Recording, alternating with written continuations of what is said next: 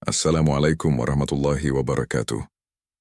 Selamat datang di Demit Horror, tempat di mana kisah gaib, teror malam, dan misteri dunia lain diungkap tanpa ampun. Di sini kamu akan mendengar cerita-cerita yang tak hanya bikin merinding, tapi juga bisa menghantui tidurmu. Suara bergema pelan, efek suara langkah kaki atau pintu berderit.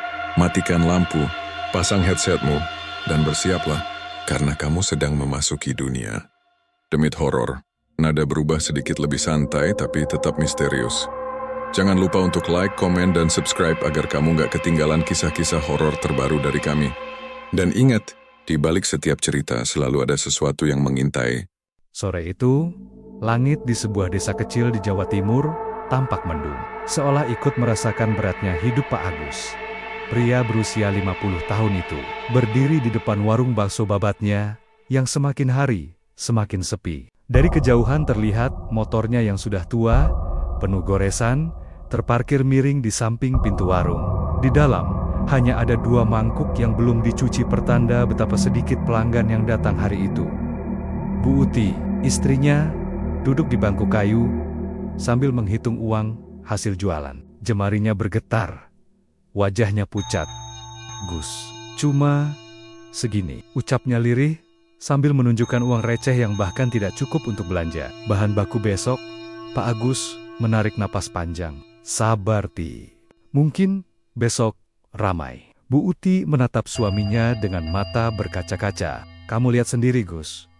Dari pagi cuma 2 mangkuk. Orang-orang pada pindah ke warung si Ferry semua. Katanya baksonya lebih enak, dagingnya banyak, harganya murah." Nama itu Pak Ferry seperti duri di dada. Pak Agus, rival baru yang muncul setahun terakhir, dan langsung merebut semua pelanggan. Warung Ferry selalu ramai, bahkan sampai tutup pun masih ada yang mengantre. Sementara warung Pak Agus hanya ditemani suara angin dan lampu temaram yang berkedip-kedip dari dapur. Terdengar suara sendok jatuh. Rara, anak kedua mereka, berlari keluar sambil menahan tangis. "Bapak, Ibu, kita besok masih bisa makan, kan?" Pak Agus tersenyum paksa agar anaknya tidak semakin takut. Ia mengusap kepala Rara. "Bisa, Nak. Bapak pasti usahakan." Namun jauh di dalam hatinya, ia sendiri tidak yakin. Malam mulai turun. Angin dingin berhembus dari jalan yang sepi. Dari kejauhan, terdengar suara motor melintas menuju warung Pak Ferry, diikuti tawa para pembeli. Suara itu menusuk hati Bu Uti. "Kalau begini terus, kita mau makan apa, Gus? Anak-anak sekolah, gimana? Utang kita belum lunas." Pak Agus tidak menjawab. Ia menatap papan nama warungnya yang mulai kusam. Huruf-hurufnya retak seperti kehidupannya yang mulai runtuh. Segala usahanya selama puluhan tahun kini kalah oleh pendatang baru. Tiba-tiba, lampu warung berkedip lagi. Kali ini lebih keras. Angin bertiup lebih dingin dari biasanya. Rara memeluk ibunya karena merasa tidak nyaman. Pak Agus menutup pintu warung dengan perlahan, lalu berkata, "Sudah, kita pulang. Besok kita coba lagi." Namun saat ia mematikan lampu dan hendak mengunci pintu, dari sisi gelap jalan muncul bayangan seseorang yang berdiri diam. Tubuhnya membungkuk, memakai baju lusuh. Wajahnya tidak jelas terlihat karena tertutup topi caping tua. "Warungmu sepi, ya Gus?" Suara itu parau, seperti berasal dari dada yang kosong. Pak Agus langsung merinding. Ia tidak mengenal lelaki itu. "Sampeyan siapa?" Lelaki itu berjalan mendekat. Langkahnya pelan, seperti menyeret sesuatu. "Aku hanya seseorang yang kasihan melihatmu. Kasihan melihat keluargamu. Kasihan melihat daganganmu yang hampir mati." Bu Uti menggenggam tangan Rara kuat-kuat. "Pak, kita pulang saja," bisiknya. Tapi lelaki itu mengangkat tangan, menunjuk langsung ke arah papan warung Pak Agus. "Kalau kau mau, ada jalan supaya tempat ini kembali ramai." Sangat ramai, sampai orang berebut. Pak Agus terpaku. Kata-kata itu seperti pancingan bagi orang yang tenggelam. "Jalan pintas," lanjut lelaki itu perlahan. Angin mendadak berhenti. Udara terasa lebih berat. Rara mulai menangis. Pak Agus menelan ludah. Suaranya gemetar saat bertanya, "Jalan apa maksudnya?" Lelaki itu tersenyum tipis, senyum yang dingin, tidak wajar, seolah bibirnya dipaksa bergerak. Kalau kau ingin tahu, temui aku nanti malam di kebun tua dekat hutan seberang desa. Datang saja. Aku sudah menunggumu sejak lama. Ia kemudian berbalik, berjalan ke arah gelap, lalu lenyap di balik kabut seperti tidak pernah ada. Bu Uti langsung memegang lengan suaminya. Jangan dengarkan orang aneh itu.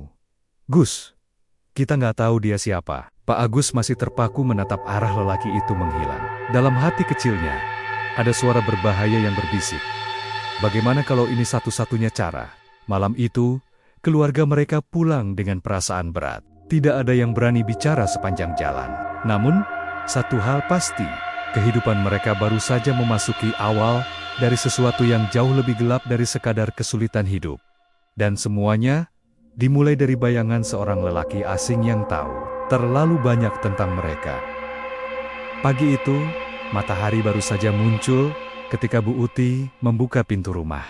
Udara masih dingin, namun rasa cemas yang menggelayut di dadanya jauh lebih dingin dari angin pagi. Ia melihat meja makan kosong, tidak ada lauk, hanya ada sisa nasi semalam yang sudah mengeras. Anak-anak mulai bangun satu persatu. Wajah mereka lesu karena semalam tidur dengan perut setengah kenyang. Dimas, anak sulung yang sudah SMA, keluar sambil memegang buku paket yang sampulnya sobek.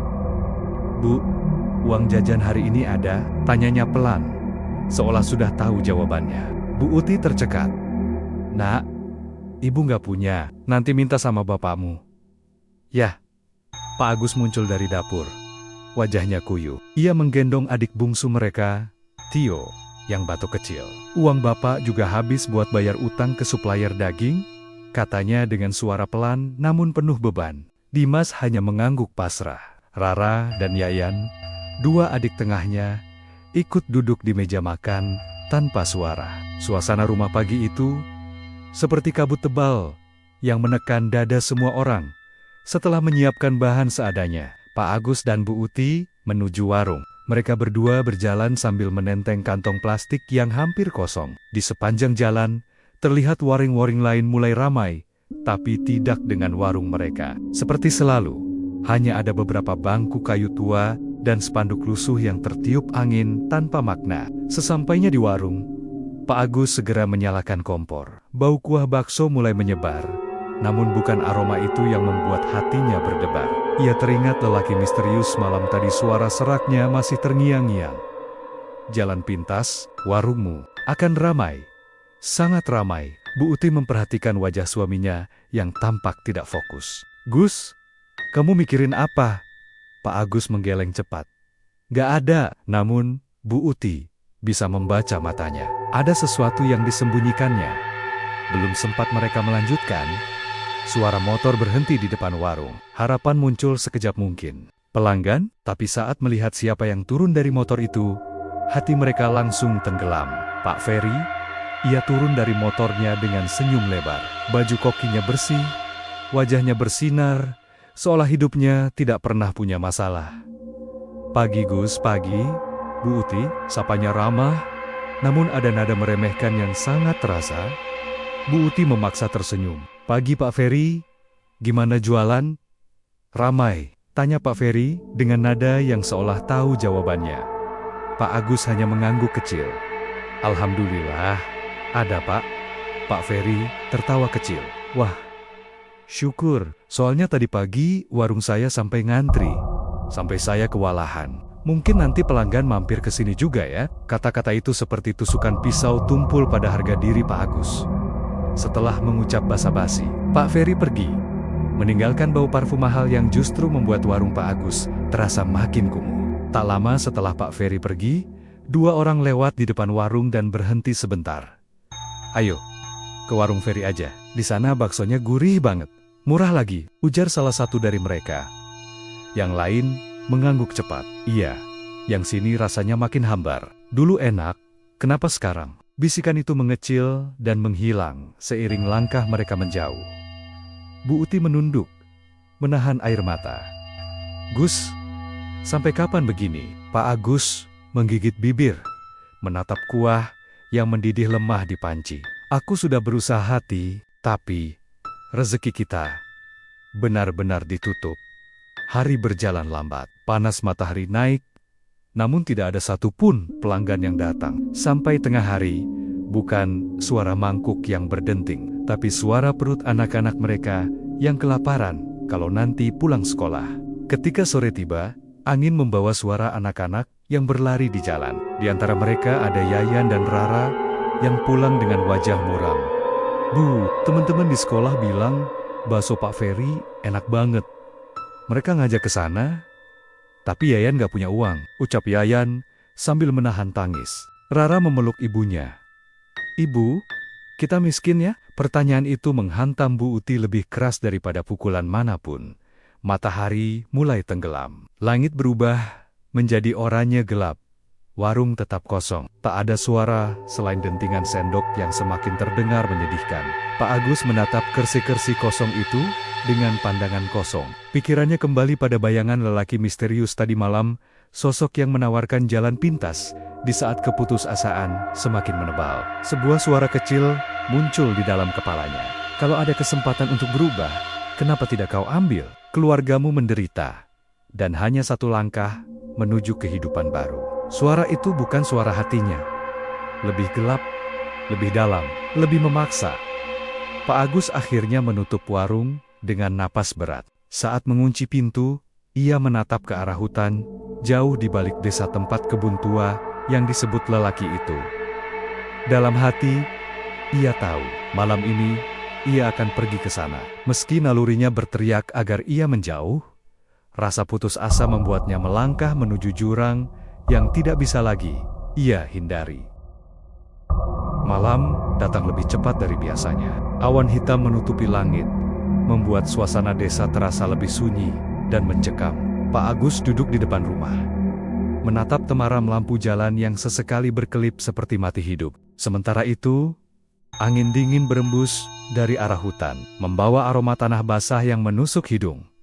Bu Uti berdiri di pintu, memperhatikan suaminya yang sejak tadi tidak bergerak. Gus, kamu masih mikirin kata-kata orang aneh itu? Tanyanya pelan.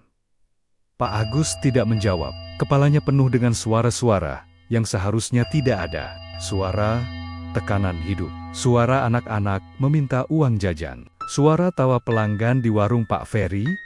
Dan suara parau lelaki misterius itu. Warungmu bisa ramai kalau kau siap menerima syaratnya. Bu Uti berjalan mendekat, memegang bahu suaminya. Gus, jangan pergi, kita cari cara lain. Jangan percaya begitu saja sama orang asing. Pak Agus menarik napas panjang, tampak gelisah.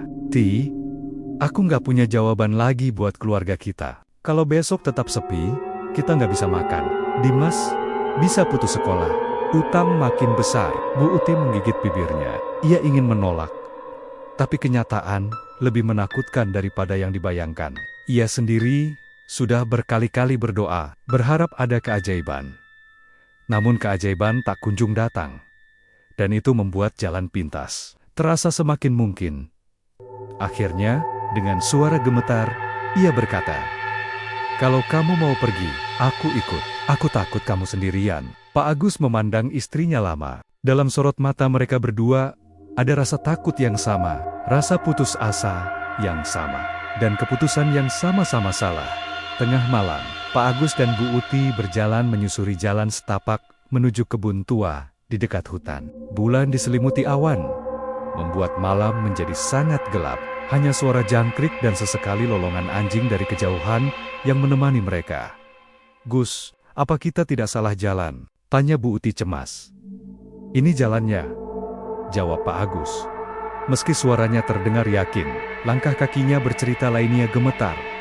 Setelah berjalan beberapa menit, mereka sampai di sebuah kebun tua yang ditinggalkan. Pohon-pohon besar tumbuh acak renting-rentingnya seperti tangan panjang yang ingin menjangkau mereka. Rumput liar setinggi paha menutupi tanah. Udara di tempat itu terasa berat, lembab, dan dingin. Bu Uti menggenggam tangan suaminya lebih erat. Aku nggak suka tempat ini. Pak Agus hendak menjawab, tetapi sebuah suara tiba-tiba terdengar dari balik pepohonan. Sudah datang rupanya, suara yang sama, serak, dalam, tidak wajar. Dari kegelapan, muncul sosok lelaki tua yang mereka temui di depan warung. Ia berdiri dengan tubuh membungkuk, wajahnya hampir tidak terlihat, karena topi caping yang menutupi hampir seluruh kepala. Tetapi yang paling menakutkan adalah senyumnya, senyum tipis yang seolah memaksa. Kulit wajahnya merenggang. "Kalian datang tepat waktu," katanya sembari mengisyaratkan mereka untuk mendekat. Pak Agus menelan ludah. Kami ingin tahu tentang jalan pintas yang sampean bilang." Lelaki itu tertawa kecil.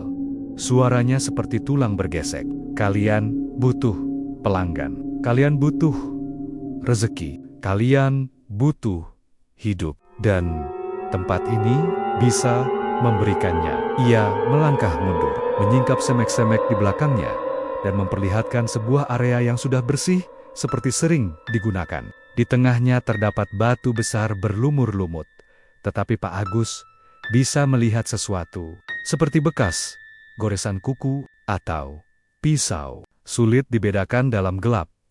Bu Uti merinding. "Ini tempat apa?" Lelaki itu menatap mereka dengan mata cekung yang tiba-tiba tampak lebih dalam. "Tempat perjanjian, tempat orang-orang mendapatkan apa yang mereka inginkan."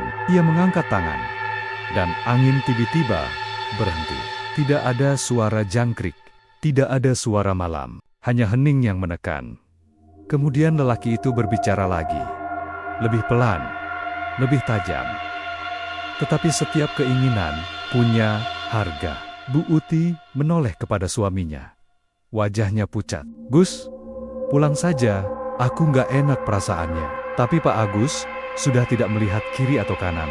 Ia hanya melihat 4 wajah anaknya lapar, sedih, dan kehilangan harapan. "Apa harganya?" tanya Pak Agus akhirnya. Lelaki tua itu tersenyum lebih lebar. "Besok malam, aku akan tunjukkan." Tiba-tiba, angin bertiup kencang. Daun-daun berjatuhan, tanah bergetar halus, seolah sesuatu di bawah sana sedang bangun. Lelaki itu perlahan mundur, lalu hilang begitu saja ke dalam kegelapan, tanpa suara langkah, tanpa meninggalkan jejak. Pak Agus dan Bu Uti berdiri membeku, saling berpegangan. Udara sekitar mereka seperti berubah menjadi dingin menusuk tulang, membuat napas mereka berat. "Ayo Gus, ayo kita pulang." Bu Uti akhirnya berteriak sambil menarik suaminya, tanpa menoleh lagi. Mereka berlari keluar dari kebun tua itu. Napas tersengal-sengal. Namun meskipun mereka sudah jauh dari tempat itu, perasaan tidak enak tetap mengikuti, seperti ada sepasang mata yang terus mengawasi dari belakang. Malam itu mereka pulang dengan rasa takut yang tak bisa dijelaskan. Namun, satu hal pasti, perjanjian telah dimulai, dan mereka tidak bisa kembali. Sejak pulang dari kebun angker malam itu, rumah Pak Agus tak lagi terasa seperti rumah. Udara menjadi lebih berat, lebih dingin, dan setiap sudut seperti menyimpan bayangan yang mengikuti gerak mereka. Tak ada yang berani membahas apa yang terjadi semalam, namun wajah mereka selalu diselimuti kegelisahan. Pagi harinya, mereka membuka warung seperti biasa, namun suasananya jauh lebih menekan daripada hari-hari sebelumnya. Pak Agus tidak banyak bicara, hanya menatap panci kuah bakso yang mendidih kecil, seolah sedang menunggu jawaban dari dalamnya. Bu Uti sibuk memotong bawang, tapi tangannya gemetar. Kadang ia memandang suaminya dengan wajah cemas. "Gus, kita nggak perlu balik ke tempat itu kan?" tanya Bu Uti akhirnya. Pak Agus diam. Suara mendidih kuah bakso terdengar seperti desisan yang menghakimi. "Gus," jawab, tekan Bu Uti. Suaranya mulai naik. Pak Agus menelan ludah.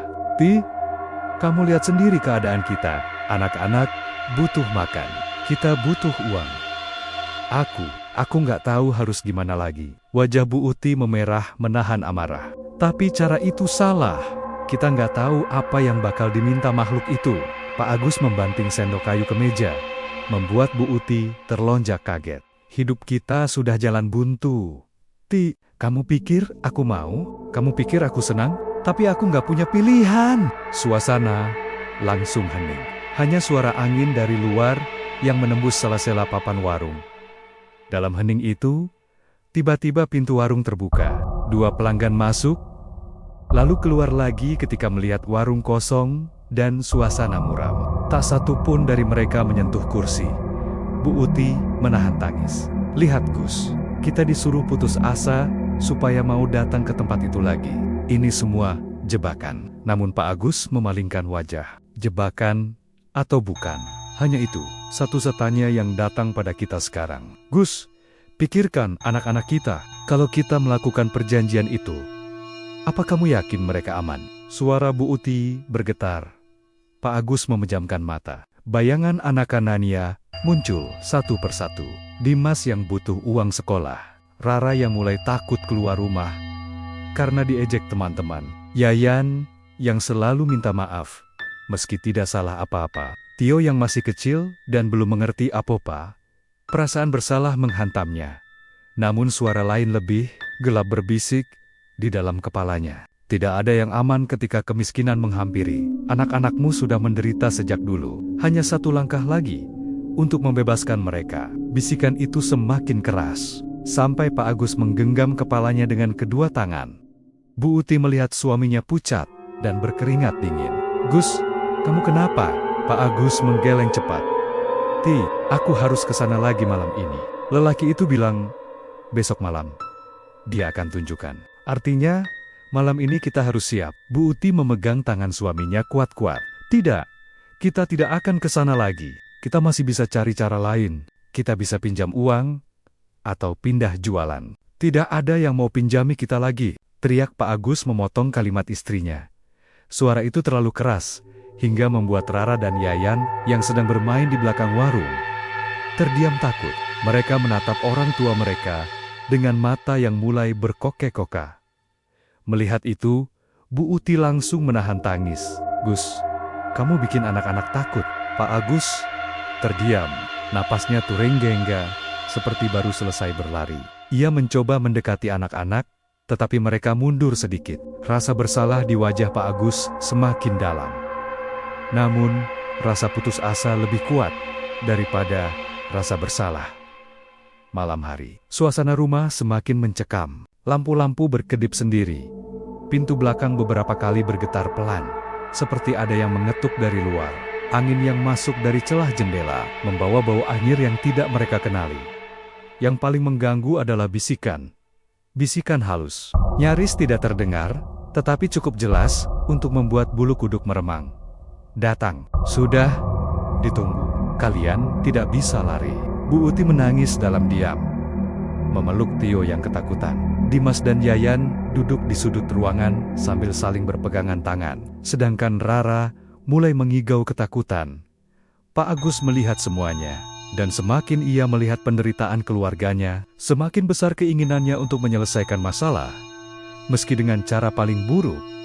Akhirnya, ia berkata tanpa menoleh, Ti, aku tetap akan pergi. Bu Uti menjerit kecil, lalu menutupi mulutnya. Gus, jangan, tolong, jangan. Tapi kali ini, keputusan Pak Agus sudah bulat. Tekanan, bisikan, dan rasa putus asa memaksanya melangkah ke jurang yang sudah menunggu sejak awal. Ia mengambil jaket dan berjalan menuju pintu. Bu Uti menangis, berteriak putus asa. Kalau kamu pergi, aku ikut. Pak Agus berhenti. Ia menatap istrinya lama. Mata mereka soma-soma penuh air mata. Akhirnya, ia mengangguk lemah. Baik, kalau kamu mau ikut, ikutlah. Tapi, setelah ini, tidak ada jalan kembali. Bu Uti menelan rasa takutnya. Ia tahu keputusannya salah. Namun ia juga tahu membiarkan suaminya pergi sendiri jauh lebih berbahaya. Dengan tangan gemetar, ia memegang lengan suaminya. Dan malam itu, mereka berjalan menuju kebun angker untuk kedua kalinya. Tidak sadar bahwa langkah mereka adalah langkah menuju awal kehancuran.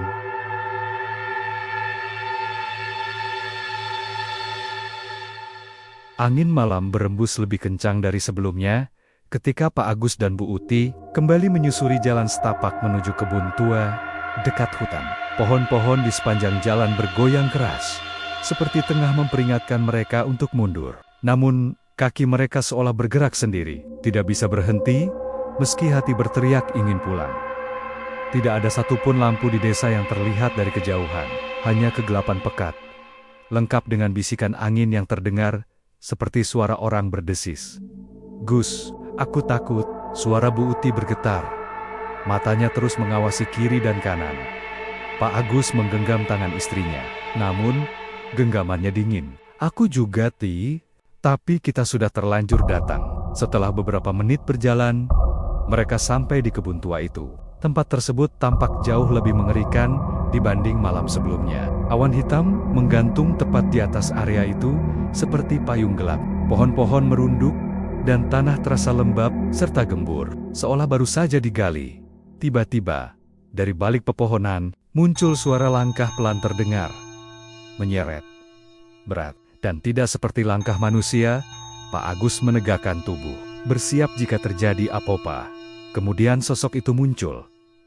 Lelaki tua misterius itu berdiri dengan topi caping yang sama. Namun kini, wajahnya sedikit terlihat. Kulitnya pucat kibu-obuan, matanya cekung seperti tidak memiliki bola mata.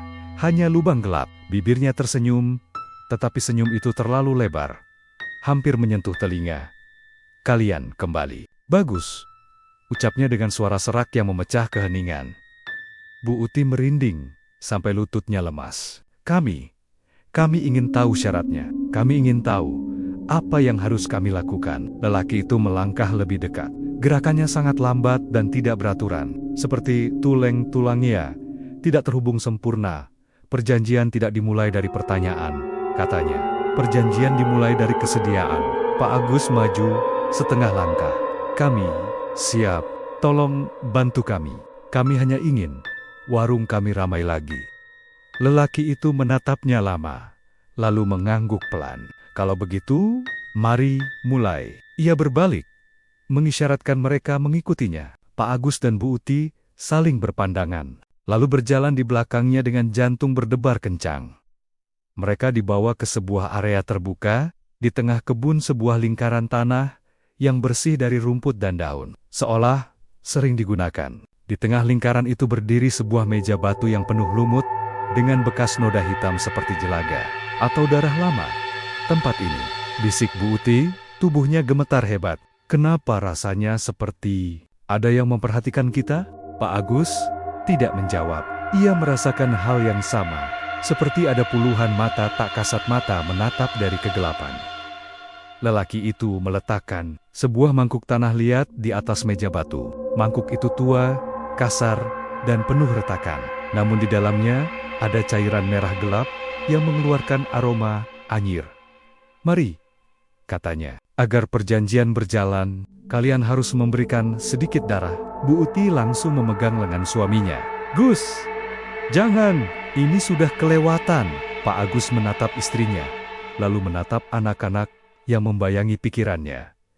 "Ti, ini buat masa depan mereka." Lelaki itu mengeluarkan pisau kecil berbentuk aneh, logamnya hitam, panjangnya sekitar sejengkal, dan mata pisau tampak bergerigi, seperti gigi makhluk. Ia memberikan pisau itu kepada Pak Agus. "Lukanya kecil saja," ucapnya. Dengan tangan gemetar, Pak Agus memotong sedikit ujung jarinya. Darah menetes ke mangkuk. Cairan merah itu mendidih seketika, begitu darah Agus jatuh ke permukaannya, mengeluarkan uap hitam. Bu Uti menangis. Namun ketika lelaki itu menatapnya dengan mata gelapnya, ia mau tak mau mengikuti. Ia mengiris jarinya sendiri, meneteskan darahnya ke dalam mangkuk yang sama. Uap hitam semakin besar, semakin pekat, semakin menyesakkan.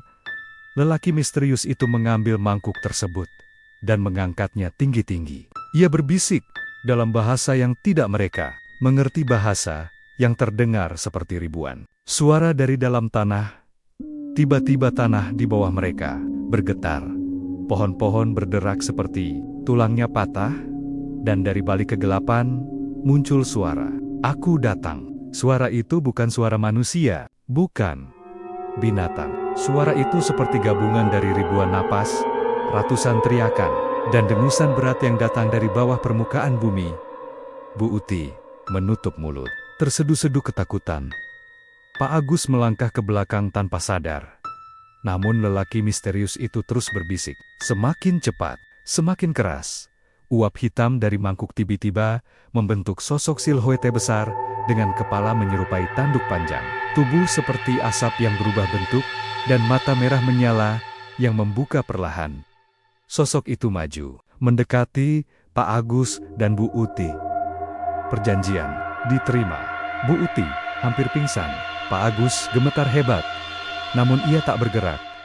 Lelaki itu tersenyum lebar. Mulai besok, warung kalian akan penuh. Tapi ingat, ia mendekat ke telinga mereka. Suaranya berubah menjadi bisikan yang terdengar seperti suara dari liang kubur. Setiap rezeki selalu ada tumbalnya. Uap hitam tiba-tiba menerjang Pak Agus dan Bu Uti dari arah mangkuk, masuk ke dalam tubuh mereka melalui hidung dan mulut. Mereka menjerit tanpa suara, tubuh mereka kaku, mata membelalak. Setelah beberapa detik, uap itu hilang. Kedua tubuh mereka jatuh berlutut, terengah-engah, seperti baru saja ditarik dari dalam air. Lelaki itu melangkah mundur, wajahnya kembali tak terbaca. Perjanjian sudah dimulai, katanya pelan, dan kalian tidak bisa membatalkannya. Pak Agus dan Bu Uti bangkit dengan tubuh lemah, saling berpegangan. Malam itu, mereka pulang dengan langkah gontai, tanpa menyadari bahwa sesuatu sudah mengikuti mereka. Bayangan hitam panjang yang merayap di belakang mereka, melekat pada kaki mereka. Awal dari sebuah keberuntungan gelap, yang akhirnya akan menuntut balasannya. Pagi itu, suasana di warung bakso babat milik Pak Agus terasa berbeda. Udara yang biasanya pengap mendadak terasa hangat, seolah ada sesuatu yang berputar tanpa terlihat. Ketika Pak Agus membuka tutup panci, aroma gurih menyengat langsung memenuhi ruangan.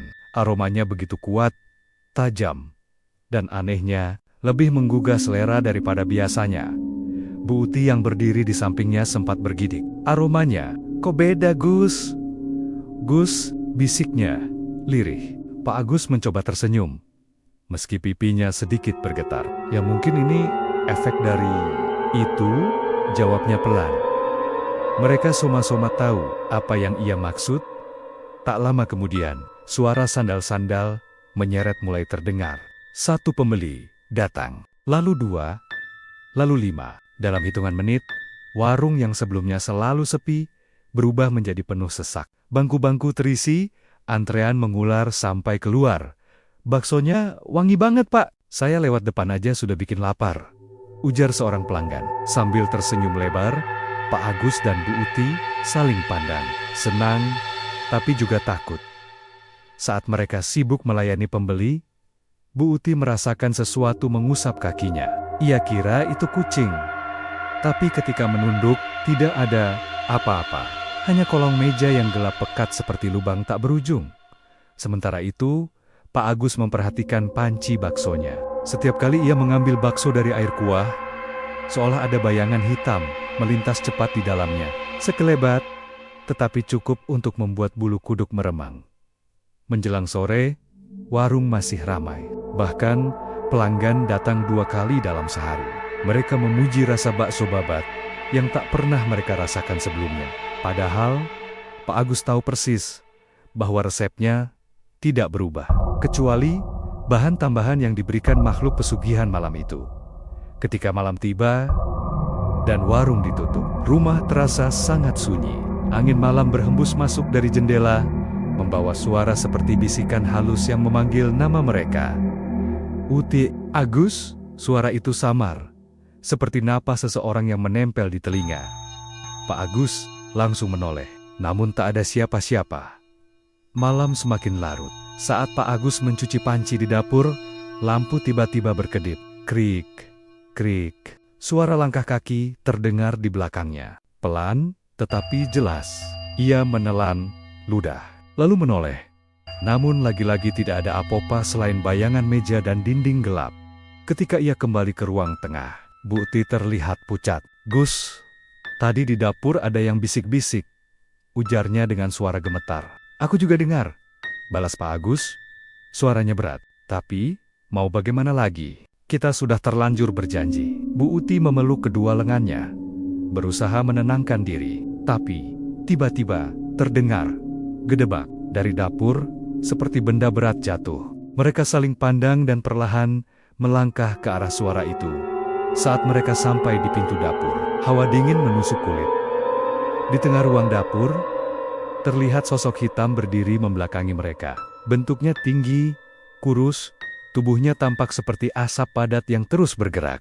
Tanpa wajah, tanpa suara. Hanya berdiri, Bu Uti menutup mulut menahan jeritan. Sudahlah.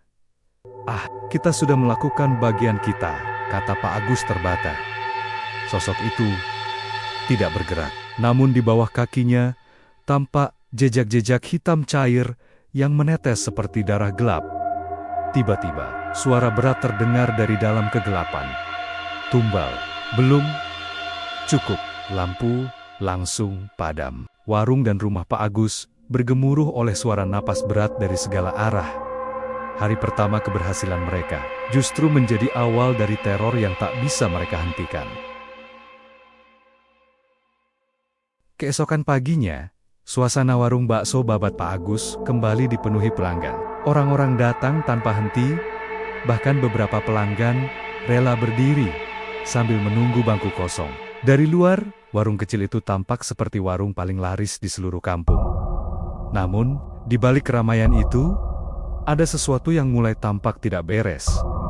Siang hari, seorang ibu muda yang sedang membawa anak kecil tiba-tiba berteriak dari meja belakang. "Bu, anak saya menangis terus." Dia bilang lihat orang hitam di samping panci bakso. Semua orang menoleh. Pak Agus langsung menyembunyikan ketegangan dengan senyum kaku. "Oh, mungkin cuma asap, Bu," jawabnya terbata. Namun beberapa pelanggan lain saling berbisik, "Masa asap bentuknya kayak orang? Semalam aku lewat sini, aku lihat bayangan tinggi berdiri dekat pintu." Pelan-pelan, rasa tidak nyaman mulai menyebar di antara pelanggan. Tapi anehnya, mereka tetap saja memesan bakso. Aroma bakso itu membuat mereka seperti lupa ketakutan. Sore hari, saat warung tutup, rumah mereka dipenuhi suara tangis Rara, anak perempuan mereka. "Bu, tadi waktu aku tidur siang, ada tangan hitam keluar dari bawah tempat tidur," katanya gemetar. Bu Uti langsung memeluk Rara. "Sudah sayang, itu cuma mimpi," ujarnya, meski wajahnya pucat. Sementara itu, Yayan anak ketiga, sekali-sekali berhenti bermain dan memegangi lehernya. "Pa, tadi ada yang bisik. Bilang giliranmu sebentar lagi," katanya datar, seolah tak sepenuhnya sadar. Pak Agus terpaku. Kata-kata Yayan terdengar persis seperti suara makhluk pesugihan malam itu. Dimas, anak sulung, juga mengeluh. Malam sebelumnya ia melihat seseorang berdiri di dapur. Bukan orang biasa, melainkan bayangan besar seperti tubuh tanpa tulang. Tio, si bungsu, menangis setiap malam, memanggil ibunya sambil menunjuk ke sudut gelap kamar. Semuanya terjadi bersamaan. Semuanya tidak wajar. Malam itu, setelah anak-anak tidur, Bu Uti merapikan meja makan. Ketika ia menoleh ke jendela, bayangan wajah hitam tanpa mata muncul menempel pada kaca. Wajah itu seperti tengkorak yang ditutupi jelaga. Bu Uti menjerit dan mundur, menjatuhkan gelas. Saat Pak Agus datang, wajah itu sudah hilang. "Uti, tenang. Sudah. Jangan panik," ucap Pak Agus gemetar. "Gus, kita salah besar," kata Bu Uti sambil menangis. Di sisi lain, warung Pak Ferry mulai sepi. Pelanggan mengaku bahwa bakso Pak Agus jauh lebih enak, lebih gurih, dan aromanya membuat ketagihan. Namun suatu malam, saat Pak Ferry melewati warung Pak Agus yang sudah tutup, ia melihat sesuatu. Ada sosok hitam tinggi, berdiri tepat di belakang meja jualan. Sosok itu menunduk, seperti mengamati panci bakso kosong. Beberapa detik kemudian, sosok itu menoleh ke arah Pak Ferry. Tidak ada wajahnya, hanya rongga gelap. Pak Ferry langsung lari terbirit-birit. Keesokan harinya, Pak Ferry mulai berkata pada beberapa warga, "Aku curiga, warung Agus itu ada sesuatu. Enggak beres. Kayak ada makhluk yang jaga." Warga mulai resah. Ada yang percaya, ada yang tidak. Tapi satu hal yang pasti, warung Pak Agus memang semakin laris, tapi 3 kali lipat lebih menyeramkan. Malam menjelang, angin di rumah Pak Agus semakin dingin. Bau busuk kadang tercium dari dapur. Seperti bau bangkai yang membusuk, suara langkah kaki sering terdengar di atap. Suara napas berat bergema di lorong rumah. Setiap malam, sosok hitam itu semakin berani. Kadang berdiri di sudut dapur, kadang melintas di belakang Pak Agus saat ia mencuci piring, kadang muncul di kamar anak-anak. Dan yang paling mengerikan, Bu Uti mulai sering melihat bayangan tubuh manusia yang pernah mereka jadikan tumbal dalam pesugihan. Berdiri di belakang mereka, membawa wajah penuh luka. Beberapa kali, bayangan itu seperti berusaha mendekat dan menyentuh anak-anak mereka. Pak Agus dan Bu Uti mulai benar-benar ketakutan. Keberhasilan mereka rupanya bukan berkah, justru menjadi jerat yang semakin lama semakin menutup. Dan mereka sadar, makhluk itu belum selesai. Makhluk itu menginginkan lebih, makhluk itu menginginkan keluarga mereka. Malam itu langit tampak lebih pekat dari biasanya. Angin yang biasanya lembut, kini terasa menusuk kulit seperti jarum. Rumah Pak Agus yang biasanya ramai oleh suara anak-anak, kini sunyi seperti rumah kosong. Semua orang tegang, semua orang merasa diawasi. Pak Agus duduk di ruang tengah, menatap panci bakso yang sudah ia bersihkan. Tapi matanya tidak fokus, pikirannya kacau. Setiap malam, suara bisikan makhluk itu semakin jelas, semakin dekat. Semakin dekat, seolah berdiri tepat di belakangnya. Sementara itu, Bu Uti duduk sambil memeluk ketiga anaknya. Dimas berusaha menenangkan adik-adiknya, tapi wajahnya sendiri pucat. Rara terus menggigil, meski udara tidak terlalu dingin. Yayan berkali-kali memelototi sudut rumah, seolah melihat sesuatu di sana. Tio yang paling kecil terus menangis tanpa henti, memanggil ibunya sambil memeluk erat baju Bu Uti. Tiba-tiba, suara gedebuk keras terdengar dari dapur. Semua terdiam. "Gus, itu apa?" bisik Bu Uti dengan suara bergetar.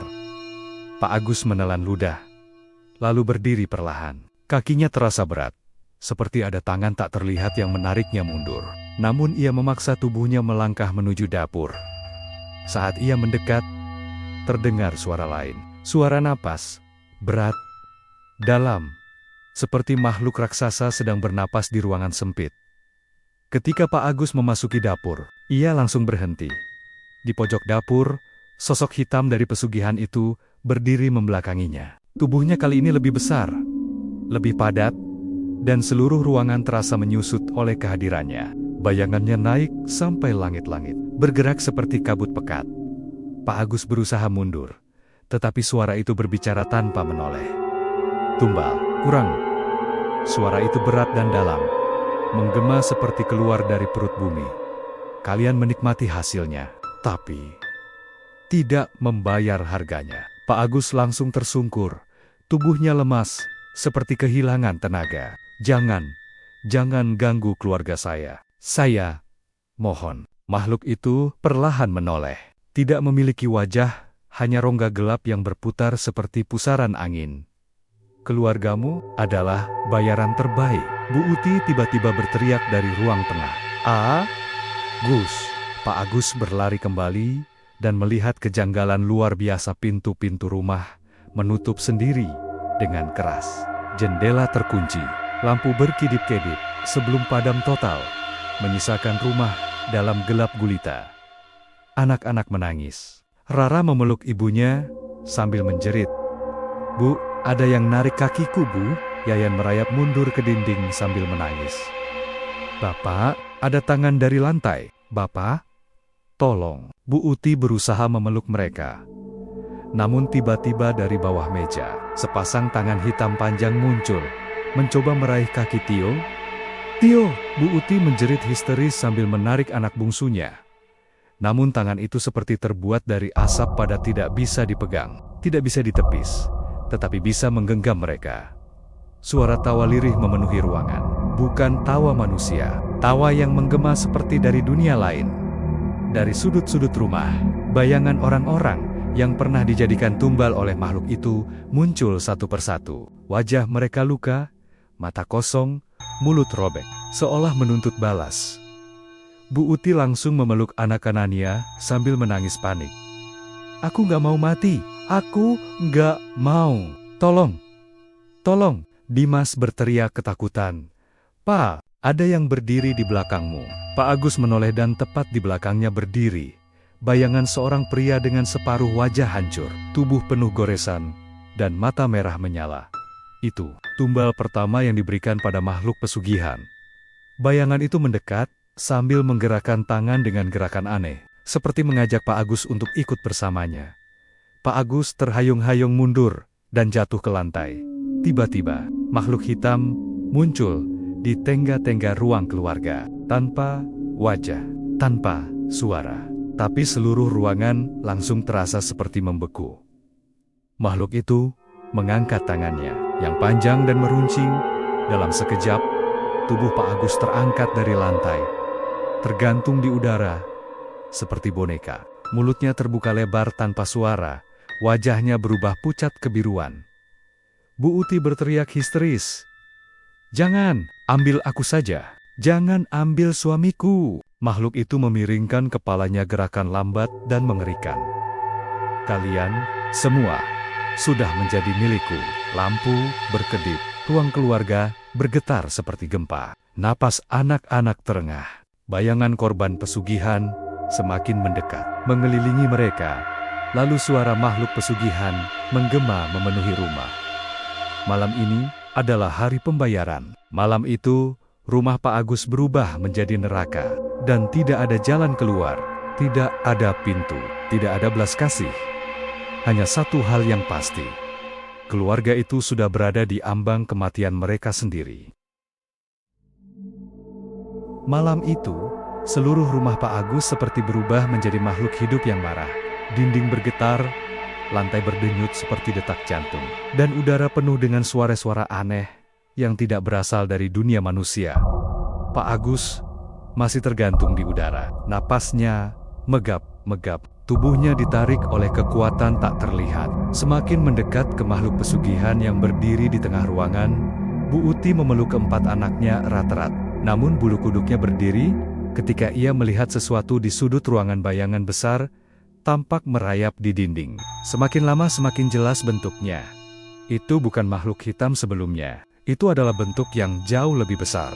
Seperti raksasa hitam dengan tangan yang panjang dan yari-yari setajam belati. Makhluk itu membuka mulutnya yang gelap, mengeluarkan suara mengerikan. Semuanya harus kembali. Suara itu membuat kaca jendela retak serentak. Bu Uti berlari ke pintu sambil menyeret anak-anaknya. "Dimas, Rara, Yayan, Tio, cepat keluar, cepat!" Namun saat ia menarik gagang pintu itu terasa seperti dipaku dari luar. Bahkan ketika ia menendangnya berulang-ulang, pintu tidak bergerak sedikit pun. Jendela juga terkunci rapat. Rara menangis histeris. "Bu, rumahnya kayak nutup sendiri. Bu, tolong!" Dimas mencoba membantu membuka jendela. Tapi sebuah tangan hitam muncul dari dalam kaca, mencengkeram tangannya hingga ia jatuh sambil berteriak kesakitan. "Bu, ada tangan dari jendela. Bu, aku takut." Bu Uti tidak bisa lagi menahan tangisnya. Ia tahu, mereka sudah terkepung. Dari langit-langit, sosok hitam itu merosot turun perlahan, seperti cairan beracun, membentuk tubuh yang semakin jelas. Tingginya 2 kali lebih besar dari manusia. Gerakannya lambat namun mengancam. Seperti monster kelaparan, makhluk itu menunjuk ke arah anak-anak. Tumbal, keluarga. Sekujur tubuh Pak Agus langsung terhempas ke lantai. Ia batuk keras, mengeluarkan darah, lalu merangkak menuju keluarganya dengan segala sisa tenaga yang ia punya. "Uti, maafkan aku. Aku salah. Kita nggak harusnya." Tiba-tiba tangan makhluk itu mencengkeram leher Pak Agus dari kejauhan, seolah memiliki kekuatan tak terlihat. Tubuh Pak Agus terangkat lagi, ditarik ke arah makhluk itu seperti boneka.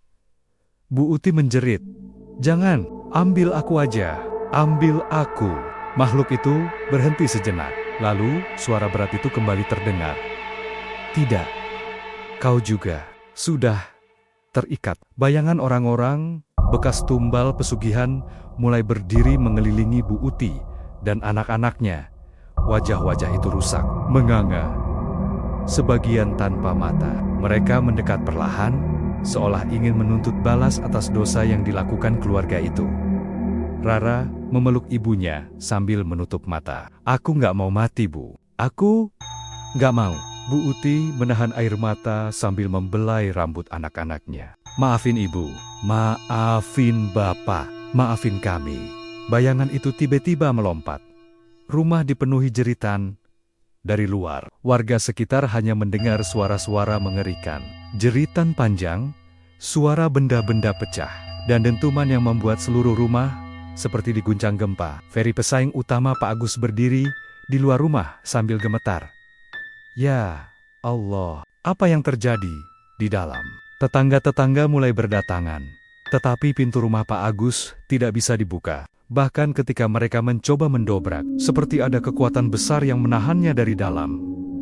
Tiba-tiba, lampu-lampu di dalam rumah padam serentak, sunyi.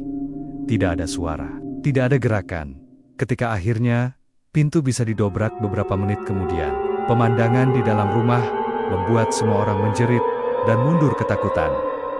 Di ruang tengah, Pak Agus dan Bu Uti tergeletak dengan tubuh terpelintir. Wajah mereka ketakutan, seperti melihat sesuatu yang mengerikan. Sebelum mati, keempat anak mereka ditemukan dalam posisi berdekatan, seolah memeluk satu sama lain sebelum ajal menjemput. Dinding rumah penuh jejak hitam seperti bekas cakar. Panci bakso di dapur tergeletak, penuh cairan yang mengental seperti darah. Dan di lantai ruang tengah, warga menemukan simbol ritual besar yang seolah digambar dengan noda gelap dan bau busuk yang menyengat. Tidak ada tanda-tanda kehidupan. Tidak ada tanda bahwa keluarga itu pernah berusaha melawan, seolah seluruh keluarga ditelan dalam satu malam. Keesokan harinya, warga sepakat membakar rumah Pak Agus karena terlalu banyak kejadian aneh yang terjadi. Api menyala besar. Namun, beberapa orang bersumpah melihat bayangan hitam berdiri di tengah api, seolah tidak terbakar sama sekali. Dan sejak malam kematian itu, tidak ada seorang pun berani mendekati bekas rumah tersebut, karena banyak warga yang lewat mengaku selalu mendengar suara napas berat, suara mangkuk bakso beradu, dan bisikan lirih, "Tumbal belum selesai."